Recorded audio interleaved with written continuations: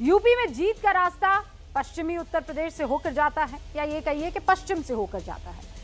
West UP के 136 सीटों पर जिसका पलड़ा भारी होगा उसके लिए जीत की राह आसान हो जाएगी।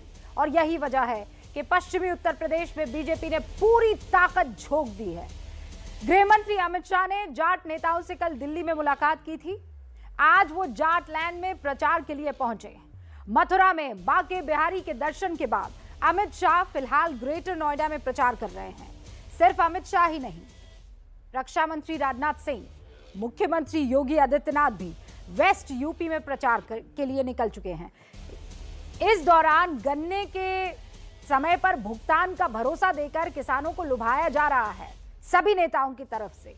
इससे पहले कल बीजेपी ने आरएलडी के नेता जयंत चौधरी को भी लुभाने की कोशिश की थी, लेकिन आज जयंत चौधरी ने बीजेपी के ऑफर को यह कहते हुए ठुकरा दिया है कि वो कोई चवन्नी नहीं है जो पलट जाएंगे। तो क्या जयंत के दूर रहने से पश्चिम में बीजेपी की चुनौती बढ़ जाएगी या बढ़ने वाली है? सवाल यह भी कि पश्चिम में पिछले चुनाव से लेकर अब तक क्या बदला है जिसकी वजह से कहा जा रहा है कि बीजेपी की राह आसान नहीं है। आज हुंकार इन्हीं सवालों के इर्द गिर्द, लेकिन आप पहले इस रिपोर्ट को समझिए।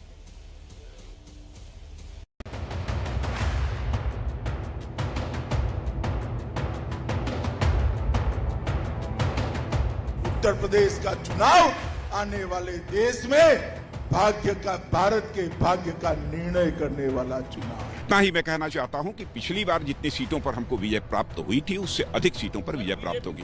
मैं कोई चवन्नी हूं जो ऐसे करके मैं पलट जाऊंगा। सपा हो या बसपा या कांग्रेस, इनकी नीति भी खराब थी और नियत भी खराब। पश्चिमी उत्तर प्रदेश का किला बचाने के लिए बीजेपी पूरे दमखम के साथ मैदान में उतर चुकी है। गृह मंत्री अमित शाह ने वृंदावन में बांके बिहारी के दर्शन के बाद घर घर संपर्क अभियान चलाया। गाजियाबाद में रक्षा मंत्री राजनाथ सिंह पहुंचे। पश्चिमी उत्तर प्रदेश के ही बिजनौर में सीएम योगी प्रचार के लिए पहुंचे। मथुरा में अपने चुनावी भाषण के दौरान गृह मंत्री अमित शाह ने गन्ना बेल्ट के किसानों को लुभाने की कोशिश की। भैया अखिलेश, आपके राज्य में रिकॉर्ड लेकर आओ जनता के सामने कितना पेमेंट हुआ। ये बुआ भतीजा दोनों के राज्य में 55,000 करोड़ का पेमेंट हुआ था। भारतीय जनता पार्टी ने 1,48,000 करोड़ रुपया काटे। ये बुआ भतीजा के राज्य में 42 गन्ना मिले थी, 21 कर गए। गाजियाबाद के मोदी नगर की रैली में रक्षा मंत्री राजनाथ सिंह ने भी किसानों को लुभाने के लिए चौधरी चरण सिंह को याद किया। जब से मैंने राजनीतिक जीवन में प्रवेश किया है, चौधरी चरण सिंह जी हमारे एक आदर्श रहे। आदर्श के रूप में बराबर मैंने उनको देखा है।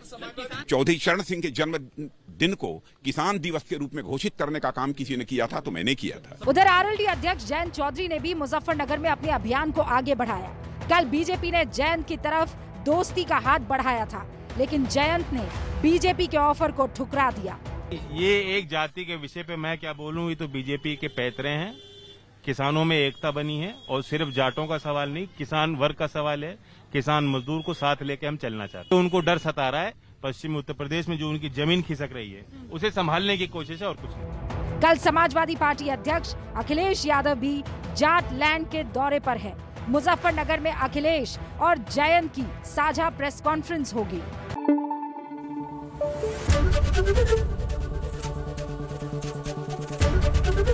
एबीपी न्यूज आपको रखे आगे।